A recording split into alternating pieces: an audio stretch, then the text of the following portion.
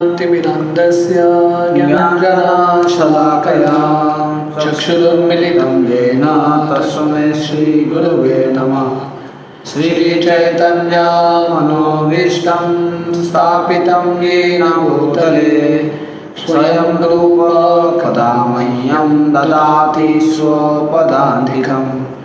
वन्देऽहं श्रीगुरु श्रीयुतापदकमलं श्रीगुरु वैष्णवांश्च श्रीरूपं साग्रजातं सहगणा रघुनाथान्वितं तं सजीवं साद्वैतं सावधूतं परिजनसहितं कृष्णचैतन्यदेवं श्रीराधा कृष्णपादां सहगणा ललिता श्रीविशाखान्वितंश्च नमो विष्णुपादाय कृष्णपृष्ठाय भूतले श्रीमते भक्तिवेदान्त स्वामिनिति नामिने। नमस्ते सरस्वती देवे गौरवाणी प्रचारिणे निर्विशेष शून्यवादी पाश्चात्यदेशतारिणे पंचकल्पतरुभ्यश्च कृपा सिन्धुभ्येव च पतितानां पावनेभ्यो वैष्णवेभ्यो नमो नमः। जय श्री कृष्ण चैतन्य प्रभु नित्यानंद श्री अद्वैत गदाधर श्रीवासादि गौर भक्तवृंद। हरे कृष्णा कृष्णा कृष्णा हरे हरे, हरे राम राम राम हरे हरे। हरे कृष्णा। टेक्स्ट 17। आयुर्हरति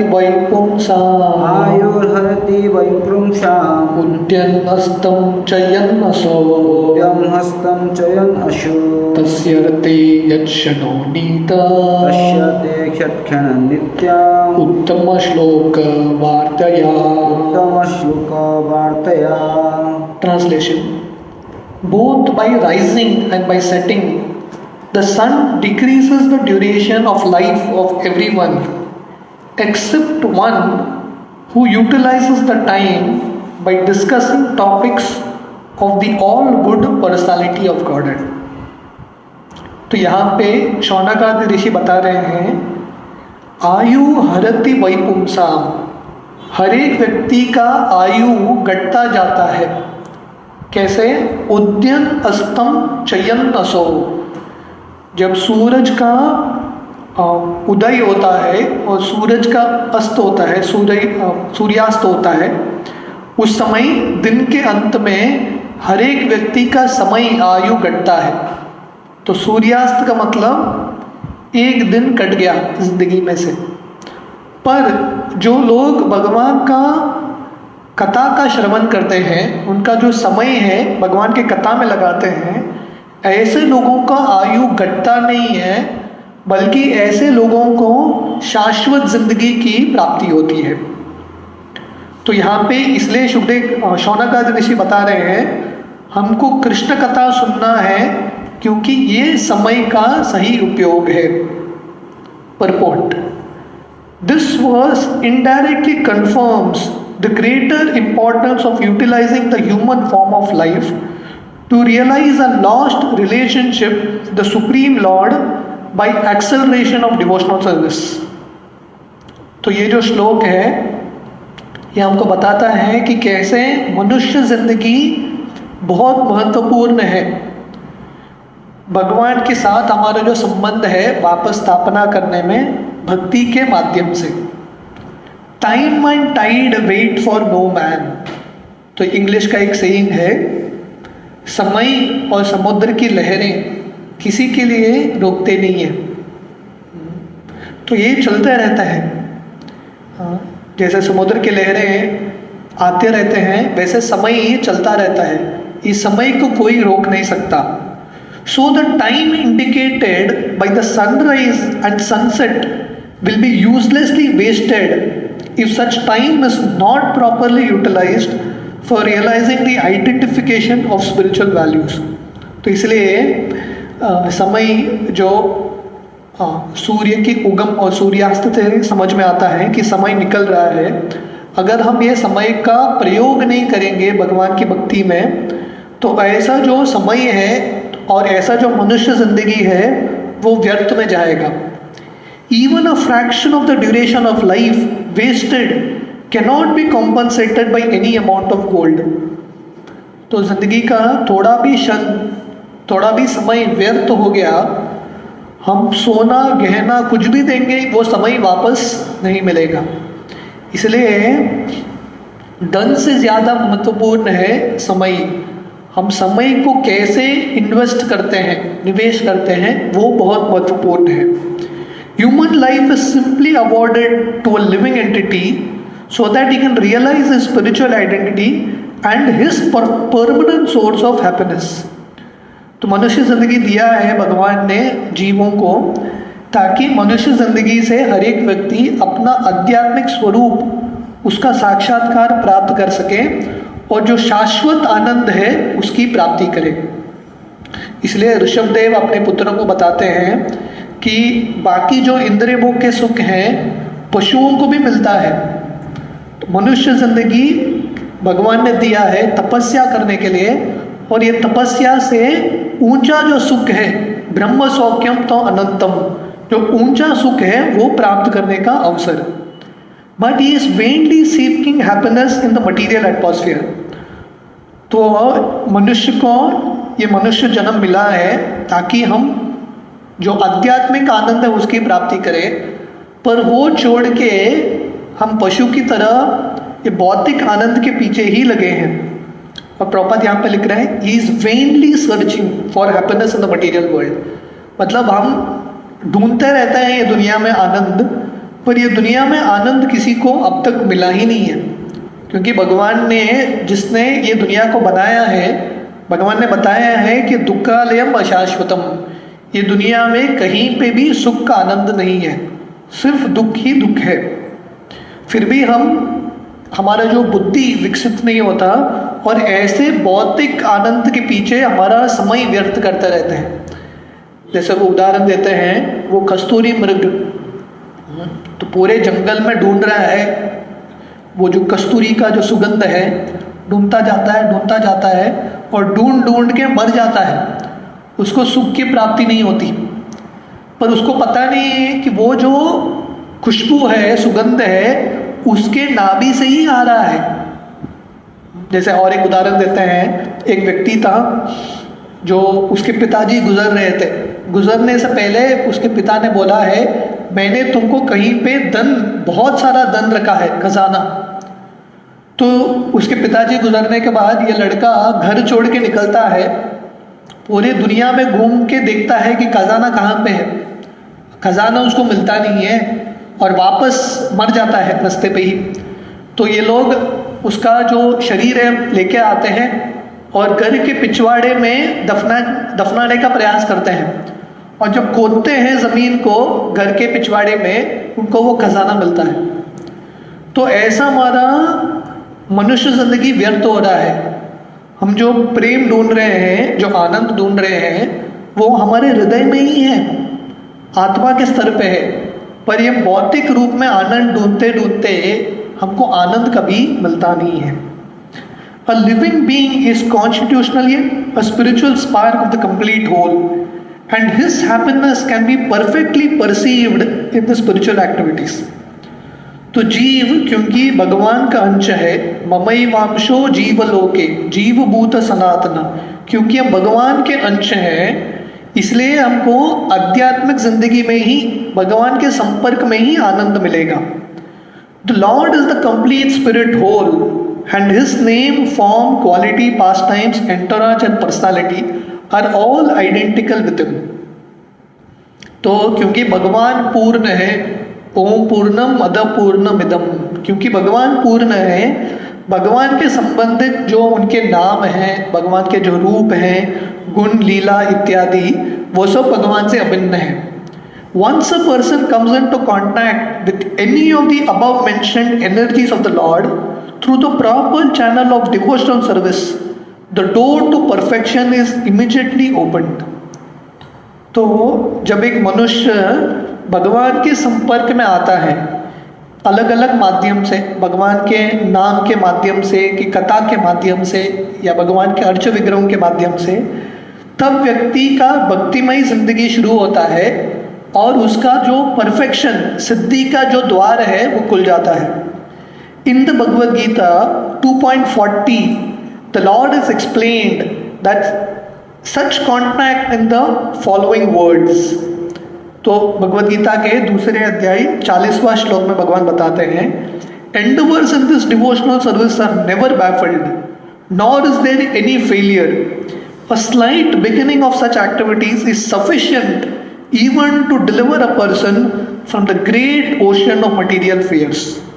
नेहा विक्रमनाशोस्ति प्रत्यवायो न विद्यते स्वल्पमप्यस्य धर्मस्य त्रायते महतो भयात्। तो भगवान गीता के अध्याय में, ये दूसरे अध्याय 40वें श्लोक में भक्ति का गुणगान करते हैं और भक्ति के महानता बताते हैं कि व्यक्ति ने भक्ति का जिंदगी शुरू किया, सफल भी नहीं हो पाया, फिर भी उसको महान कष्टों से उसकी मुक्ति होगी। परफेक्शन भी नहीं पाया, सिद्धि भी नहीं पाया, जो शुरुआत भी किया उसने, उसमें भी बहुत परफेक्शन होगा। As a highly potent drug injected from the intravenously acts at once on the whole body, the transcendental topics of the Lord injected through the ear of the pure devotee of the Lord can act very efficiently. जैसे कभी injection देते हैं, injection देते ही तुरंत व्यक्ति का जो बीमारी है मिट जाता है, तुरंत इफेक्ट दिखता है अगर बहुत शक्तिशाली मेडिसिन है तो। वैसे ही अगर हम कानों के माध्यम से शुद्ध भक्तों से भगवान की कथा सुनेंगे तो तुरंत हमारा जो भौतिक कष्ट है, कल्मश है, भौतिक अज्ञान है, वो मिट जाएगा। Oral realization of the transcendental messages implies total realization, just as fructification of one part of a tree implies fructification of all other parts. तो इसलिए यहाँ पे शौनकादि ऋषि बता रहे हैं कि हमको कृष्ण कथा सुनना है, जन्म मृत्यु से विजयी प्राप्त करना है, शाश्वत जीवन चाहिए, तो उसका मेडिसिन है कान के माध्यम से श्रवण करो। और श्रवण इतना शक्तिशाली है कि ये कार्य करने से हमको पूरा जो सफलता है वो मिल जाएगा। जैसे प्रभुपाद उदाहरण दे रहे हैं, पेड़ का एक फल पक गया, मतलब समझ जाओ कि बाकी भी फल पक गया है कि नहीं, या चावल का एक दाना पक गया मतलब पूरा चावल पक गया। तो वैसे ही अगर हम ये कार्य अच्छे से करेंगे, श्रवण अच्छे से करेंगे, ऑटोमेटिकली बाकी जितने भी गुण हैं वो सब अपने हमारे अंदर आ जाएंगे। This realization for a moment in the association of pure devotees like Shukdev Goswami prepares one's complete life for eternity. तो हमको शाश्वत जीवन जीने के लिए हर एक व्यक्ति चाहता है कि उसका मृत्यु न हो, हर एक व्यक्ति का इच्छा है उसका जिंदगी चलता रहे, पर वो शाश्वत जिंदगी प्राप्त करने के लिए मेडिसिन है भगवान की कथा। इदम शरीरम परिणाम पेशलम पतत्य अवश्यम शतसंधि जर्जरम किमौषधम पृच्छसि मूढ़ दुर्मते निरामयम कृष्ण रसायनम पिब। तो कुलशेखर महाराज उनके प्रार्थना में बताते हैं कि ये जो शरीर है उसका तो नाश होना निश्चित है, उसको कोई रोक नहीं सकता, अलग अलग बीमारी आएगा और ये शरीर का नाश होगा, पर किसी को शाश्वत जीवन चाहिए तो अमृत पीना चाहिए, मेडिसिन, रसायनम। और वो रसायन क्या है? कृष्ण रसायनम पिब। ऐसे व्यक्ति को भगवान का रसायनम, कृष्ण रसायन पीना चाहिए, और ऐसा व्यक्ति जो पिएगा उसको शाश्वत जिंदगी मिलेगा। और ये रसायन कैसे पीते हैं? कान के माध्यम से। इसलिए हमारे वैदिक शास्त्रों को श्रुति बोला जाता है, सुनना, श्रवण करना बहुत महत्वपूर्ण है। तो इसलिए यहाँ पे शौनकादि ऋषि बता रहे हैं, अगर हम शुकदेव और परीक्षित के बीच में, शुद्ध भक्तों के बीच में संवाद सुनेंगे तो हमको भी शाश्वत जिंदगी की प्राप्ति होगी। And thus the sun fails to rob the pure devotees of his duration of life inasmuch as he is constantly busy in the devotional service of the Lord, purifying his existence. तो हालांकि यहाँ पे वर्णन है कि सूरज जब ढलता है हर एक मनुष्य का आयु को छीन के लेके जाता है, घटाता है आयु को, पर जब व्यक्ति शुद्ध भक्त है और पूरी तरह से उसका समय भगवान के सेवा में लगा रहा है, सूरज ऐसे व्यक्ति के आयु को घटा नहीं सकता। इसलिए भक्ति विनोद ठाकुर हरिदास ठाकुर के समाधि में लिखते हैं, he reasons ill who think that the Vaishnavas die. The Vaishnavas died to live and while living spread the holy name around. तो भक्ति विनोद ठाकुर लिखते हैं, अगर किसी को कोई सोचता है कि शुद्ध भक्त मर गए, उनका जिंदगी समाप्त है, वो बहुत बड़े भ्रम में है।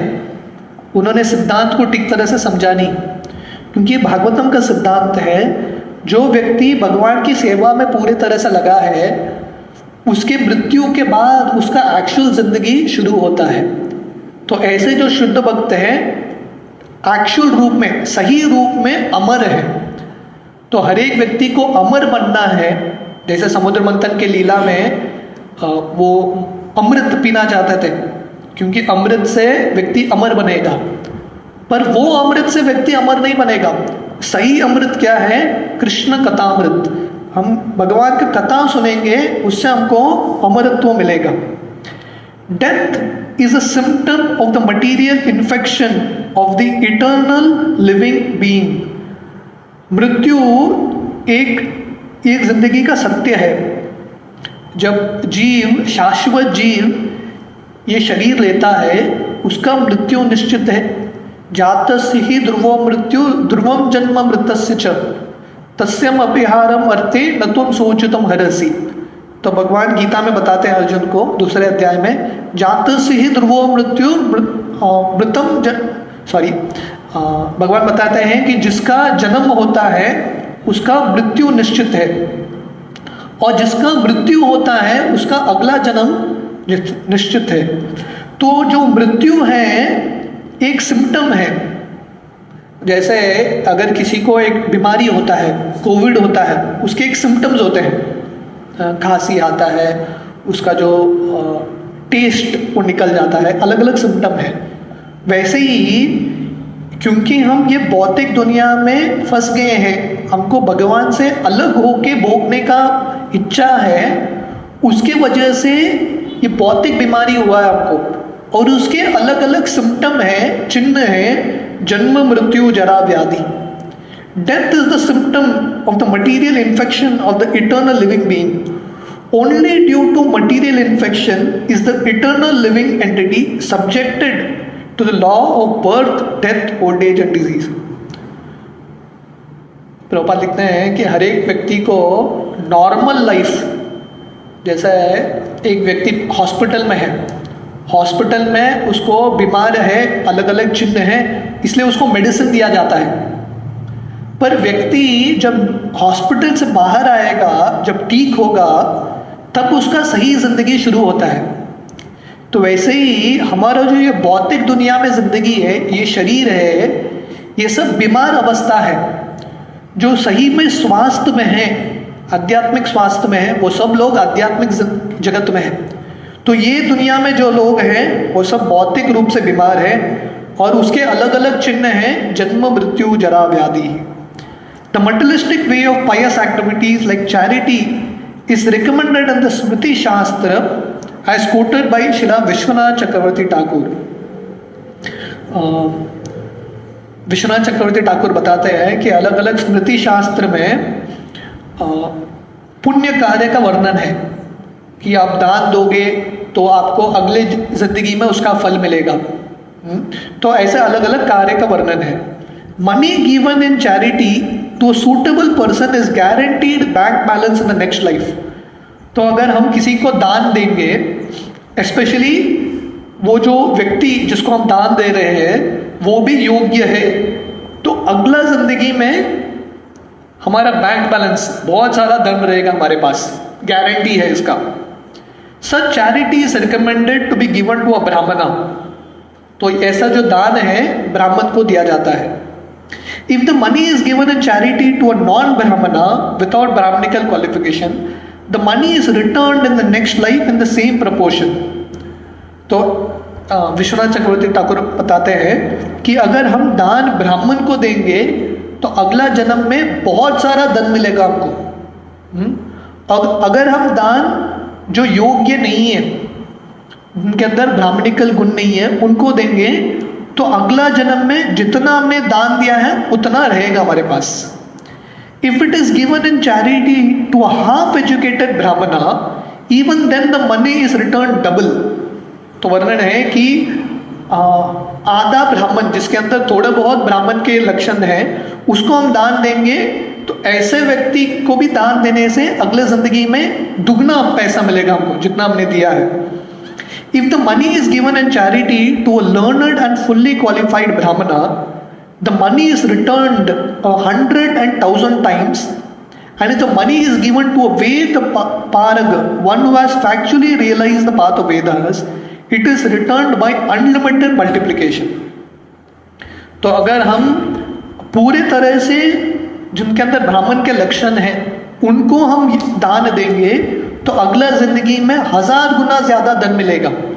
और अगर हम वेद पारग जिसने पूरे तरह से वेद को समझा है, वेद का साक्षात्कार प्राप्त किया, ऐसे ब्राह्मण को दान देंगे तो उसका अनगिनत ज्यादा हमको अगले जन्म में धन मिलेगा.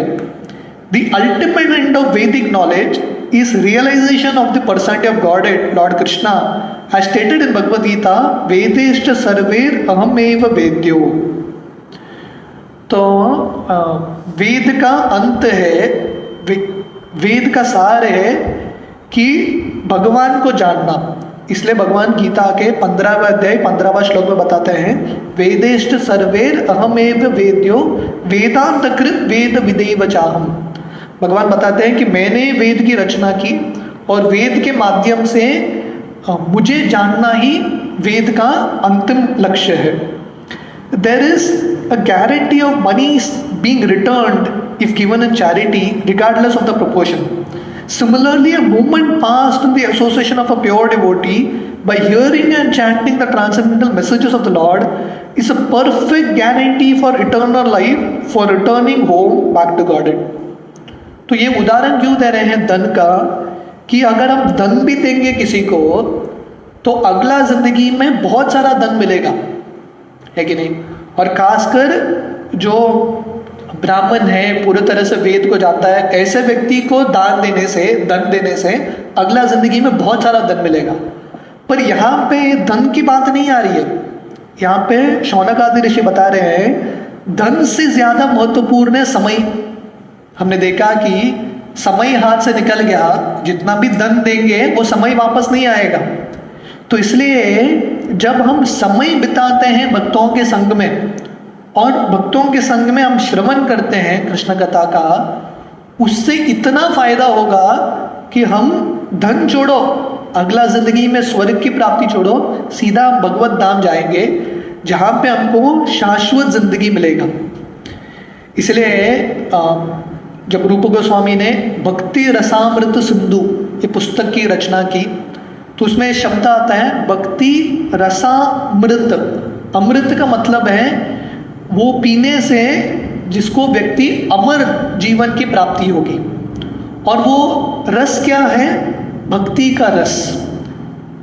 इसलिए हम श्रवण करेंगे ध्यान से, भक्तों के संग में हमारा समय बिताएंगे तो इटर्नल गारंटी है, यह आश्वासन है कि हमको भगवत धाम में शाश्वत जिंदगी मिलेगा. मत धाम गत्वा पुनर्जन्म न विद्यते. In other words, a devotee of the Lord is guaranteed eternal life. तो भगवान गीता में बताते हैं और भागवतम में वर्णन आता है कि जब हम ऐसे भक्तों की सेवा करते हैं तो भगवान प्रॉमिस करते हैं कि हम उनके धाम जाएंगे और वहां से वापस नहीं आएंगे दुनिया में. A devotee's old age or disease in the present life is but an impetus to such guaranteed eternal life. इसलिए भक्तों की जिंदगी में जब बुढ़ापा भी आता है, बीमारी भी आता है, भक्त इससे विचलित नहीं होते। भक्त को पता है कि अभी मेरा बुढ़ापा आ गया है, इसका मतलब है बहुत जल्दी मेरा शरीर का अंत होगा और उसके बाद मुझे शाश्वत जिंदगी मिलेगा। इसलिए बाकी लोग जो हैं उनके शरीर पे सफ़ेद बाल आते हैं, सर पे, बूढ़ा होते हैं तो डरने लगते हैं, अरे क्या होगा। पर भक्त ज़्यादा खुश होते हैं क्योंकि भक्त को पता है मेरा अभी समय आ गया है, वहाँ से मेरा ये टेक ऑफ है, मैं सीधा भगवत धाम जाऊँगा और वहाँ पे इटर्नल नित्य रूप से भगवान की सेवा करूँगा। तो रामानुचार्य के एक शिष्य है जिनका नाम है अनंताचार्य। तो उस समय ऑलमोस्ट 2000 साल पहले रामानुचार्य ने अपने शिष्यों को पूछा था कौन जाके तिरुपति में सेवा करेगा भगवान बालाजी का। तो कोई भक्त तैयार नहीं था क्योंकि हर एक रामानुचार्य के शिष्य चाहते थे कि गुरु का संग मिले हमको, कौन गुरु के संग को छोड़ के जाएगा। पर एक शिष्य ने हाथ ऊपर डाला, उनका नाम था अनंताचार्य। वो बोले मैं जाके सेवा करूँगा क्योंकि आपका आदेश है। तो वो तिरुपति में अकेले सेवा करते थे अपने पत्नी के साथ। और उस समय तिरुपति जो तिरुमला पर्वत है बहुत बड़ा एक जंगल था, भगवान का विग्रह था, मंदिर भी नहीं था। तो वो भगवान के लिए, बालाजी के लिए फूल उगाते थे। तो एक समय जब वो फूल उगा रहे थे, एक सांप ने उनको डस लिया और भक्त आके बोलने लगे आप कुछ मेडिसिन ले लो। तो अनंताचार्य बोले मेडिसिन लेने की क्या जरूरत है, मैं तो भक्ति कर रहा हूँ। अगर भगवान का इच्छा है कि मैं जिंदा रहूँ तो जिंदा रहूँगा और यहाँ पे रह के बालाजी की सेवा करूँगा।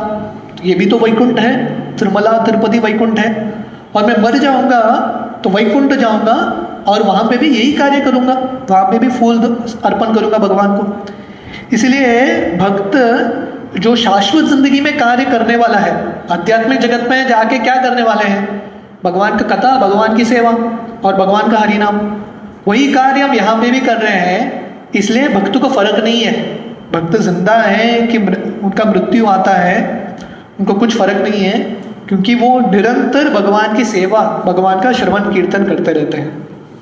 तो इसलिए शौनकादि ऋषि यहाँ पे बता रहे हैं कि जब हम हमारा समय भगवान की कथा में लगाते हैं, उत्तम श्लोक वाद्य या भगवान के जो उत्तम श्लोक हैं उनके कथा में हमारा समय लगाते हैं, तब सूरज के ढलने से, सूर्यास्त से हमारा आयु घटता नहीं है बल्कि हमको शाश्वत जिंदगी की प्राप्ति होती है।